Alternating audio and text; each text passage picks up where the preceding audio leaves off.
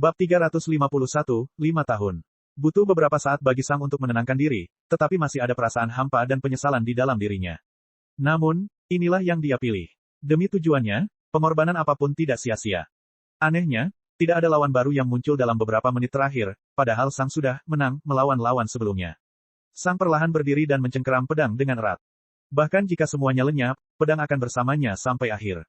Keduanya tak perlu bertukar kata untuk mengungkapkan perasaannya. Kalian butuh waktu cukup lama, kata si badut sambil nyengir. Sang tidak menoleh. Sudah berapa lama kita berlatih? Seringai si badut melebar. 5 tahun. Kesunyian. 5 tahun. Mereka telah berlatih selama 5 tahun penuh. Itu sangat lama. Untuk sesaat, Sang tidak dapat mempercayai apa yang baru saja dia dengar, tetapi kemudian dia teringat betapa waktu terus berjalan tanpa henti. 5 tahun sebenarnya masuk akal. Dan bahkan setelah 5 tahun, kata Sang, saya masih belum bisa mengalahkannya dengan adil. Seringai si badut tidak hilang. Tentu saja tidak, katanya. Kebaikannya adalah alasan utama mengapa aku mengirim kalian ke dunia utamaku. Sang memandang si badut itu. Orang-orang jenius yang pekerja keras, kata Sang Dewa. Mereka menggunakan apapun yang mereka bisa dapatkan dan menyempurnakannya. Namun, tubuhnya lemah. Dia adalah salah satu jenius sejati yang sangat langka, tapi kurangnya tubuh yang kuat membuatnya mustahil untuk melawan penyihir atau binatang buas manapun yang tidak sepenuhnya sempurna, tidak berguna. Jalan prajurit telah memburuk ke tingkat di mana menguasai semuanya hanya membuatmu setara dengan penyihir terburuk di dunia. Adalah tugasmu untuk memperluas jalur kesatria. Berikan lebih banyak hal kepada para jenius untuk dikuasai, dan mereka tidak akan mengecewakanmu. Pendahulumu menerima jalan pertama yang dia temukan, bukan berusaha memperkuat atau memperluasnya. Tanpa bantuan dari luar, dia tidak akan pernah mencapai alam kelima. Jalannya terlalu lemah. Sang menarik napas dalam-dalam saat mendengar itu. Dewa jelas sedang berbicara tentang Dekan. Tanpa bantuan seseorang yang jauh lebih kuat darinya, Dekan tidak akan pernah mencapai alam kelima. Namun, kemajuannya membuat prajurit lain ini mengevaluasi kembali dirinya sendiri, tambah si pelawak. Dia melihat pendahulumu tidak bisa menyaingi para penyihir atau binatang buas, dan dia menyadari bahwa ada lebih dari itu. Tanpa pendahulumu, dia akan segera maju dan menyia-nyiakan bakatnya. Sedihnya, pejuang ini datang terlalu dini. Jika dia dilahirkan 50 tahun kemudian, dia akan memiliki kesempatan untuk mengubah tubuhnya dan menjadi benar-benar kuat. Tetapi dia telah memadatkan jalannya, dan bahkan jika dia masih mengerjakannya, tidak ada lagi binatang yang cocok untuknya. Sang terdiam beberapa saat. Apakah benar-benar tidak mungkin? Dia bertanya. Pelawak itu menyeringai. Selalu ada jalan, katanya sambil tertawa. Saya merancang dunia ini agar selalu punya jalan. Cara yang berbeda hanya memiliki persyaratan yang berbeda. Hal yang kamu sebut prosedur hanyalah salah satu dari banyak cara untuk memperkuat tubuhmu. Dulu ketika para pejuang masih kuat, mereka hanya menelan pil untuk mendapatkan tubuh yang begitu kuat. Pil seperti itu akan berhasil pada prajurit ini. Sang memandang si badut itu. Apakah masih ada yang tersisa di dunia ini? Tidak, jawab si badut. Para penyihir menghancurkan segalanya. Kamu tidak akan menemukan satupun warisan mengenai petarung fisik di seluruh dunia. Tetapi, seperti yang saya katakan, ada beberapa cara. Dan tugasmu adalah menemukannya, kata si badut sambil menyeringai. Sang tetap diam sambil menarik napas dalam-dalam. Dia ingin membalas budi Guru Mervin, meskipun Guru Mervin yang membantunya bukanlah Guru Mervin yang asli. Selama masih ada jalan, semua harapan tidak akan hilang. Sang memperkuat cengkeramannya pada pedangnya. Saya siap untuk pertarungan berikutnya, katanya. Pelawak itu tidak menjawab. Sebaliknya, roda mulai berputar kembali. Level 13, prajurit panggung komandan puncak lemah, kata suara mekanis itu. Pada saat itu, Sang teringat sesuatu dan menatap si badut itu lagi. Kamu tidak menganggap pertarungan terakhir sebagai kecurangan, kan? Tidak, kata si badut. Kamu tidak mengandalkan kekuatanku. Selain itu, kemajuanmu membuatku senang, dan aku tidak ingin menghukummu karena memenuhi harapanku. Kemajuan? Ya, pikir Sang. Apakah aku membuat kemajuan? Sejujurnya, saya tidak tahu. Bersinar. Saat itu, lawan Sang muncul. Itu adalah pria tua yang mengenakan kulit. Dia membawa pedang panjang di tangannya, sama seperti Guru Mervin. Anehnya, dia mengenakan pakaian yang terbuat dari bulu dan tanpa baju besi. Untuk sesaat, Sang mengira ini adalah orang barbar, tapi dia tahu itu tidak masuk akal. Pertama-tama, pria itu tidak membawa senjata berat melainkan pedang yang anggun dan panjang. Kedua, orang barbar pada dasarnya tidak memenuhi syarat sebagai lawan dalam uji coba ini. Mereka bukanlah pejuang atau binatang, dan mereka lebih buruk dari kedua hal ini. Ini berarti orang di depan Sang mungkin adalah seorang pertapa. Seseorang yang hidup sendiri, hanya bekerja dengan kekuatannya. Menarik, saya berasumsi bahwa beberapa pejuang pertapa termasuk di antara pejuang yang lebih kuat, tetapi yang ini tampaknya lemah. Pelawak itu mengangkat palunya dan membunyikan bel. Ding, prajurit itu membuka matanya dan menatap Sang dengan mata menyipit. Kemudian, dia mengayunkan pedangnya ke samping, menciptakan suara melengking dengan membelah angin. Gerakannya sangat cepat. Prajurit itu memasuki posisi bertarung. Bang! Dan tiba-tiba meledak ke depan. Sang menyipitkan mata kanannya dan juga meledak ke depan dengan Ice Blast. Keduanya saling menyerang, dan Sang menyiapkan pedangnya. Tiba-tiba, pedang prajurit itu tampak menekuk di udara dan bergerak ke samping. Sepertinya pedangnya terbuat dari sepotong karet. Benda itu bergerak dengan cara yang tidak terduga namun cepat dan melesat tepat ke dada Sang. Sang menatap mata lawannya. Saya tidak yakin teknik apa yang akan dia gunakan. Saya harus berhati-hati. Kemudian, Sang dengan hati-hati menggerakkan pedangnya ke depan. Ding! Pedangnya menghantam pedang musuh dengan ringan di sisinya untuk mengganggu serangan musuh. Pedang itu membungkuk menjauhi Sang, dan pedang Sang menusuk ke depan.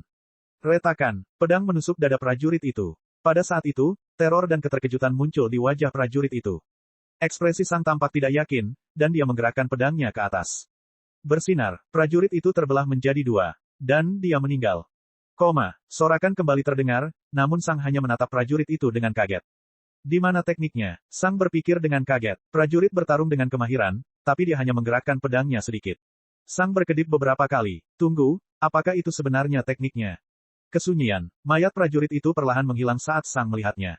Tentu saja, ini adalah prajurit yang lemah, tapi pertarungan ini seharusnya tidak semudah itu.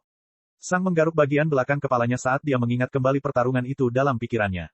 Lawannya menggerakkan pedangnya dalam suatu tarian, yang akan mengganggu ritme seseorang. Kemudian, tiba-tiba benda itu masuk ke organ vital Sang. Tentu, itu teknik yang bagus, pikir Sang. Itu pasti bisa membuat banyak prajurit lengah. Tapi itu bukan segalanya, kan? Benar, saat itulah kedua roda itu kembali. Level 14, prajurit panggung komandan puncak rata-rata. Bab 352, kategori prajurit berakhir. Roda mulai berputar lagi, namun kali ini bidang pada roda lebih besar, yang berarti beberapa bidang telah lenyap. Tidak banyak prajurit panggung komandan puncak di dunia. Akhirnya, rodanya berhenti, dan lawan Sang muncul. Itu adalah seorang prajurit laki-laki dengan rambut coklat panjang, mengenakan baju besi emas dan membawa tombak. Itu adalah baju besi komandan di wilayah Duke Warwine, Sang menyadari. Namun, saya tidak mengenalnya. Itu mungkin berarti dia adalah komandan kota Danau Rawa. Hanya ada 3 kota besar di wilayah Duke Warwine.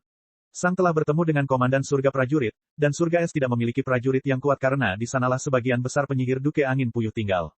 Ice Heaven dipenuhi dengan penyihir sejati. Mereka tidak membutuhkan prajurit untuk melindungi mereka.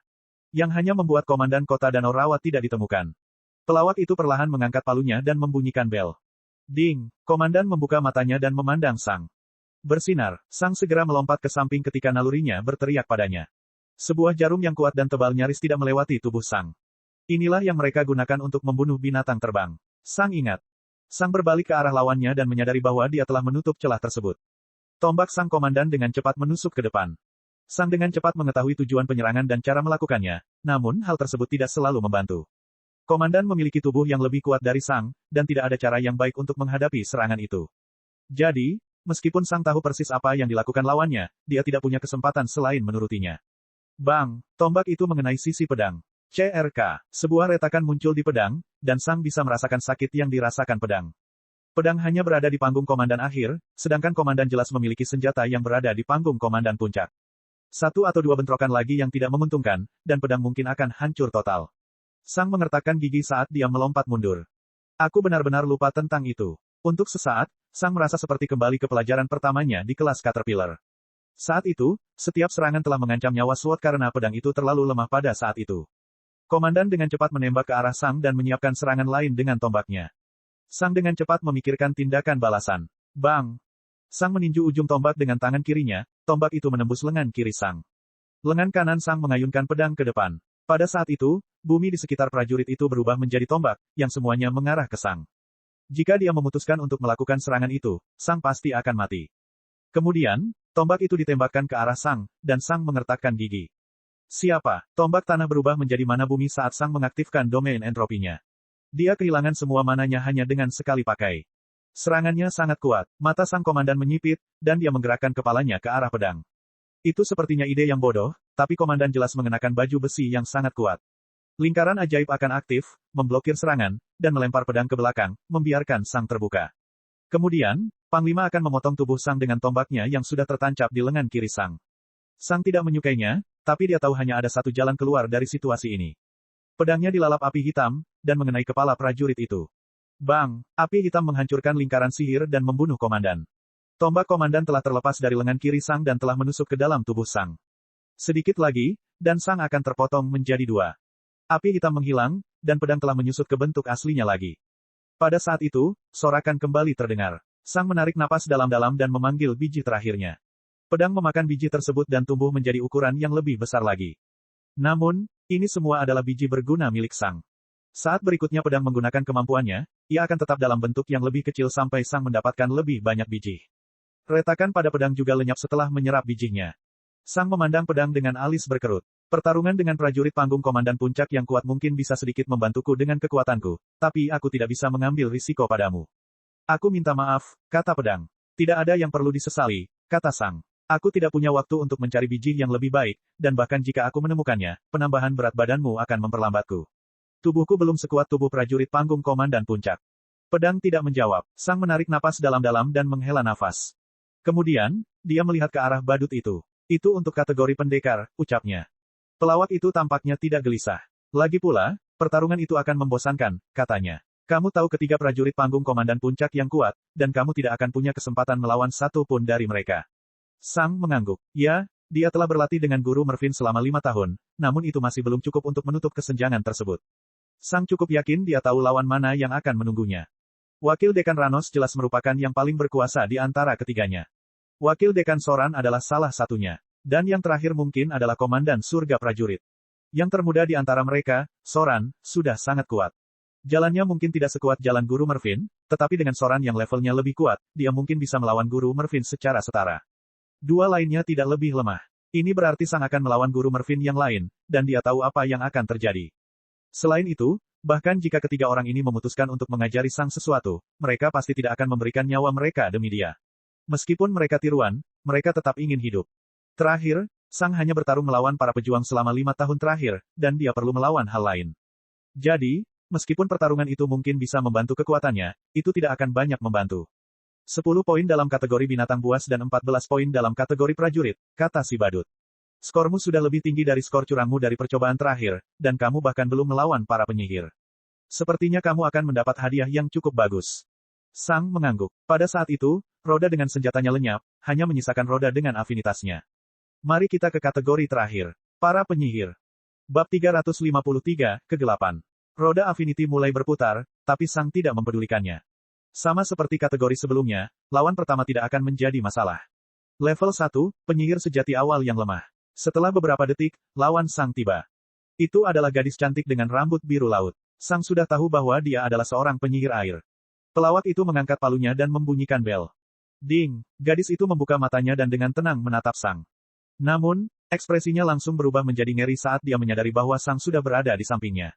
Karena terkejut, dia tidak bisa bereaksi. Bang! Dia dengan cepat dibelah dua oleh pedang Sang, dan dia menyerap sebagian energi kehidupan dari mayatnya.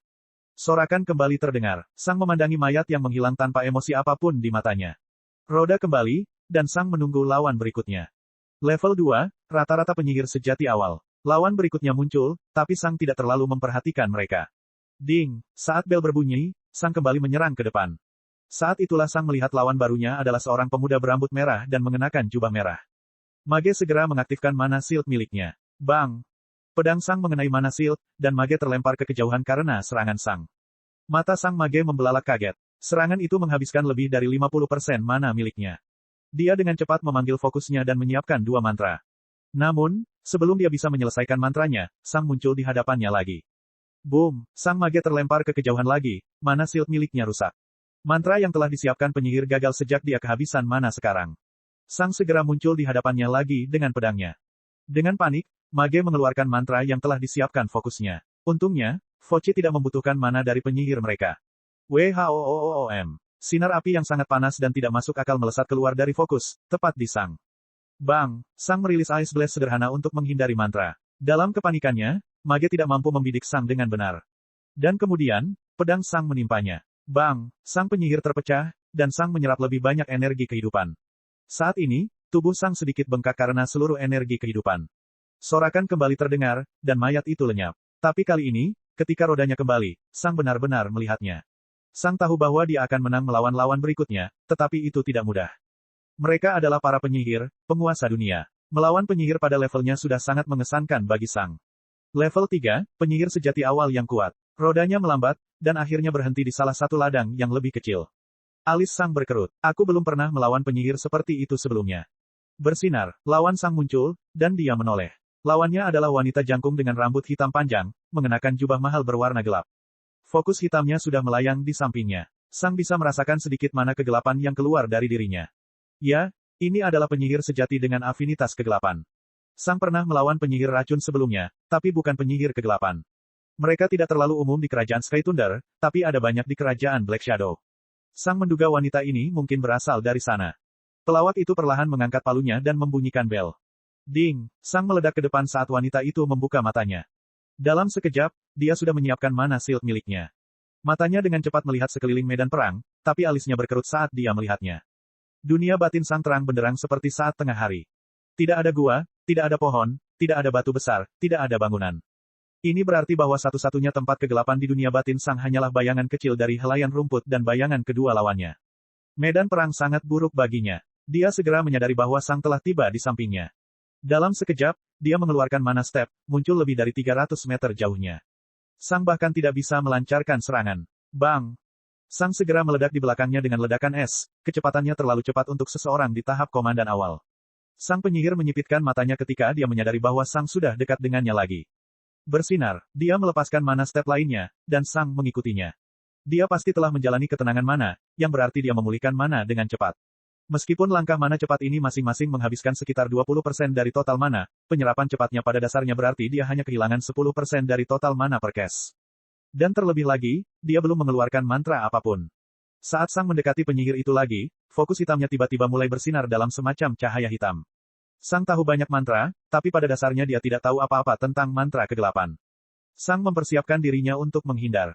Fokus melayang ke langit. Dan kemudian, beberapa berkas cahaya hitam berkumpul di atasnya.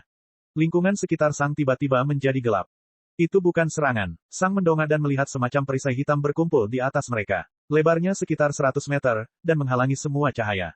Darkness mana dengan cepat memenuhi area di bawah perisai hitam karena semua light mana sebelumnya beralih ke ekstrim lainnya. Ini medan perang terburuk baginya. Terus, dia hanya perlu mengubahnya menjadi medan perang terbaik. Namun, mantra ini sangat menguras mana seseorang, itulah sebabnya dia membuat fokusnya menggunakannya. Tentu saja, sebagai gantinya, fokusnya memerlukan waktu yang cukup lama untuk menyiapkan mantranya. Tapi sekarang sudah aktif. Kegelapan benar-benar menguasai sekeliling Sang, membuatnya buta. Tapi aku tidak mengandalkan mataku, pikirnya. Sang mengaktifkan penglihatan kegelapannya, dan dia dengan cepat menemukannya.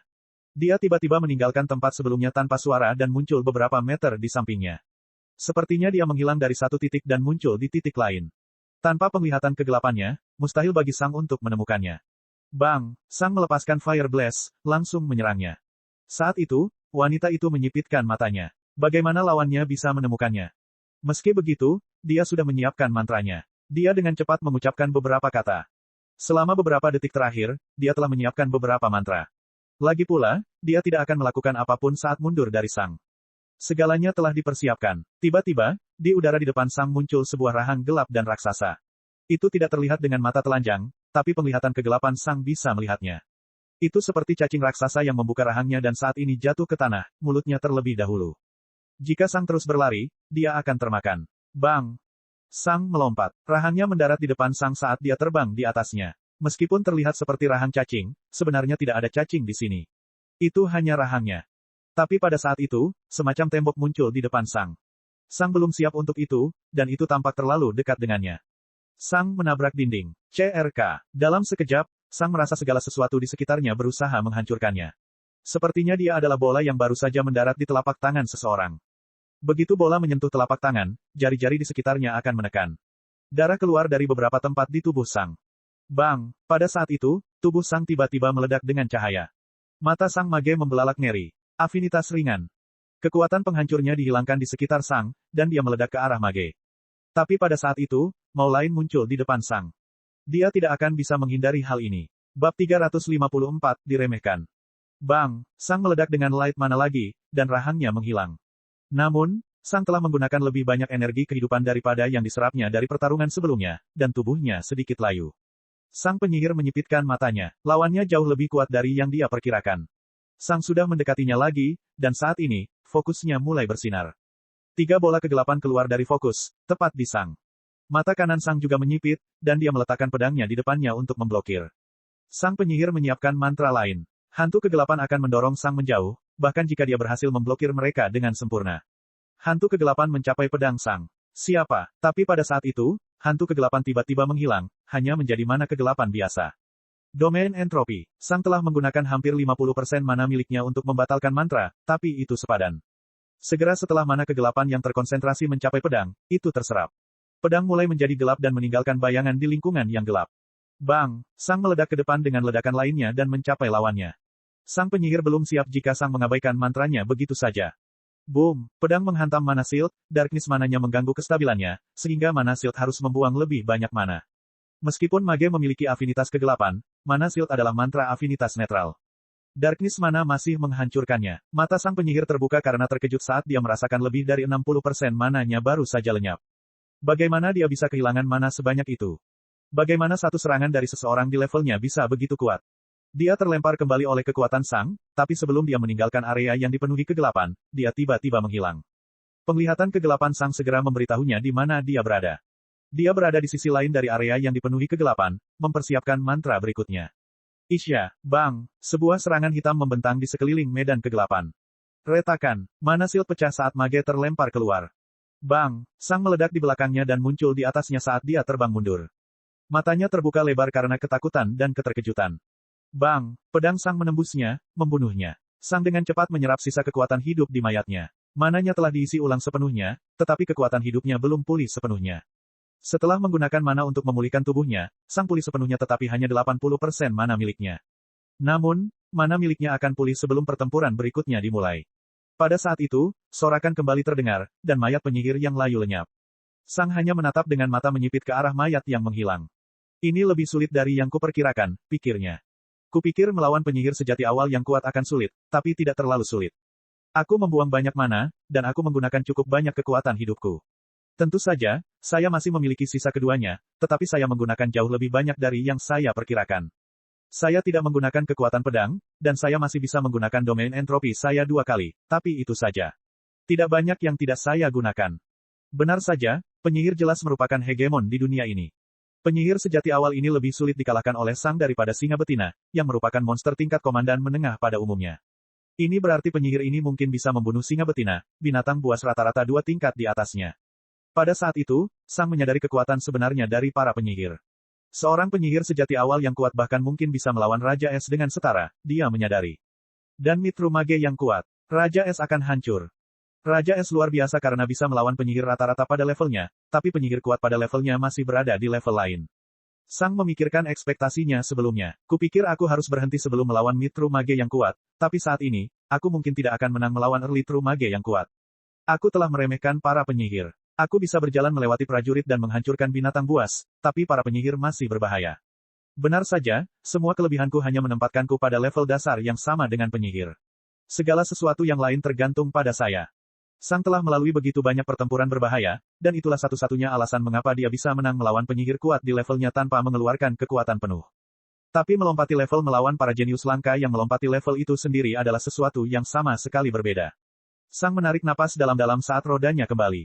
Roda mulai berputar. Level 4, penyihir sejati awal yang lemah.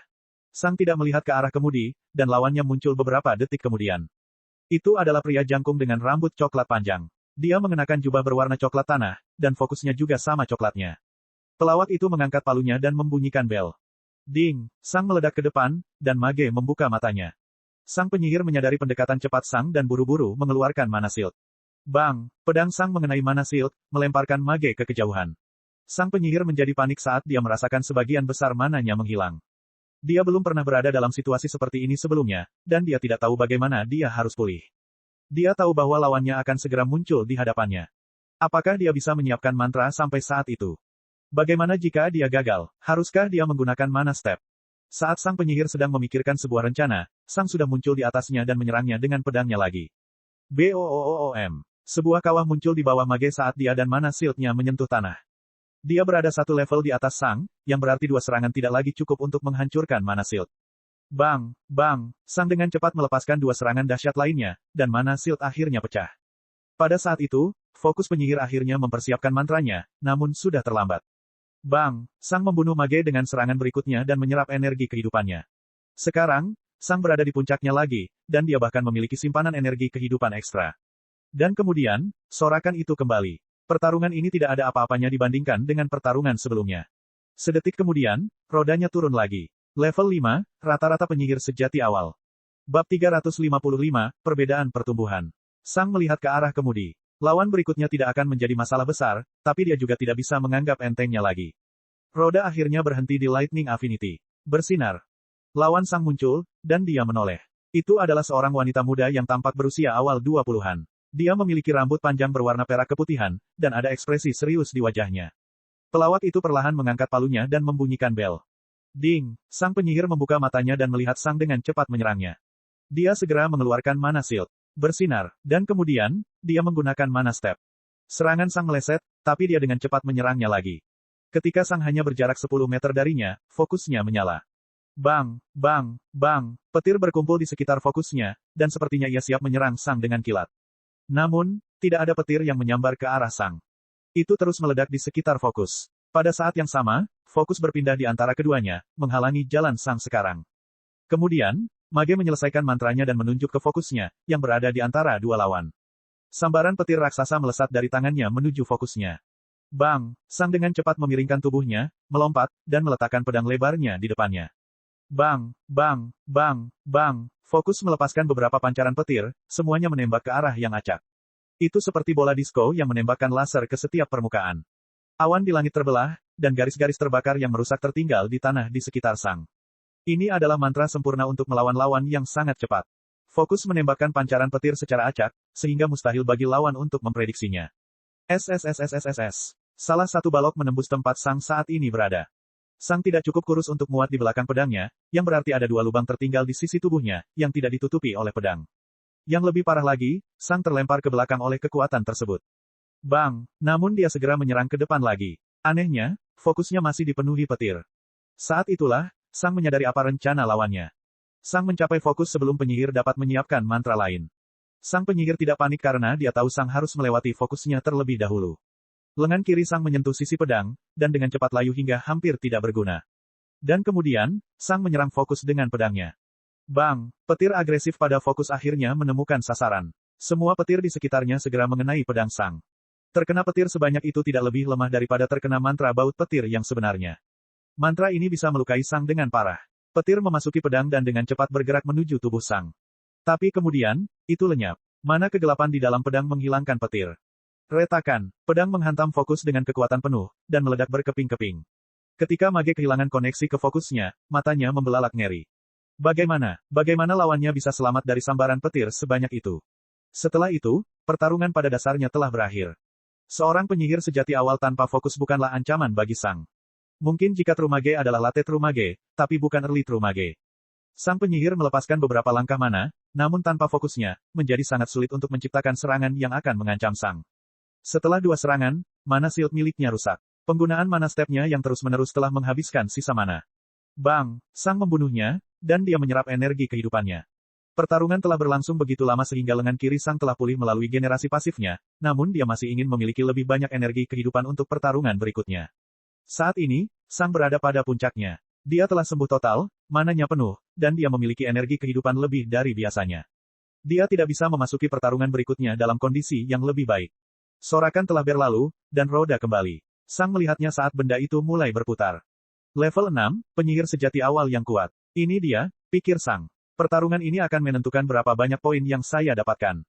Saat itu, Sang teringat akan ujian terakhirnya. Saat itu, Sang baru saja menang melawan rata-rata penyihir yang satu tingkat di atasnya. Pertarungan yang sama kali ini relatif mudah baginya. Dia pasti menjadi lebih kuat. Namun, para penyihir juga menjadi lebih kuat. Dalam uji coba terakhir, Sang hanya mendapatkan 7 poin melawan monster dan prajurit tanpa menggunakan entropi. Kali ini, Sang mendapat 10 dan 14 poin. Ini adalah perbedaan yang gila. Tapi melawan penyihir, Sang bisa menganggap dirinya beruntung jika mendapat 6. Saat ini, Sang berada di tempat yang sama seperti terakhir kali. True Mage yang kuat akan menjadi lawan berikutnya. Terakhir kali, Sang tahu bahwa dia sama sekali tidak mempunyai peluang untuk menang. Tapi kali ini, dia punya kesempatan. Namun, perbedaan antara seberapa besar pertumbuhan penyihir dan yang lainnya sangatlah gila. Sang mendapat beberapa poin lebih banyak di kategori lain, tapi dia akan senang jika dia mendapat 1 poin lebih banyak dari sebelumnya di kategori penyihir. Para penyihir benar-benar kuat, dan Sang tahu bahwa eskalasi kekuasaan mereka tidak akan berhenti di sini. Mereka akan tumbuh semakin kuat dalam hubungannya dengan makhluk lain berdasarkan kekuatan mereka. Sang tumbuh dengan kecepatan yang tak terbayangkan jika dibandingkan dengan prajurit dan binatang buas, namun jika dibandingkan dengan penyihir, dia hanya tumbuh sedikit lebih cepat dari mereka. Sang memejamkan mata kanannya dan menarik napas dalam-dalam. Dia tahu pertarungan ini akan brutal. Ketika dia mendengar bahwa rodanya berhenti berputar, dia menoleh. Ketika dia melihat Affinity, Sang menjadi sedikit lebih percaya diri. Afinitas dari penyihir sejati awal yang kuat adalah api. Cek cek cek cek cek cek cek cek. Rakan-rakan kultivator sekalian, sebelum retret, sila terus berkultivasi untuk jurus subscribe, like, share dan komentar agar sekte novel Sadim terus berkembang pesat.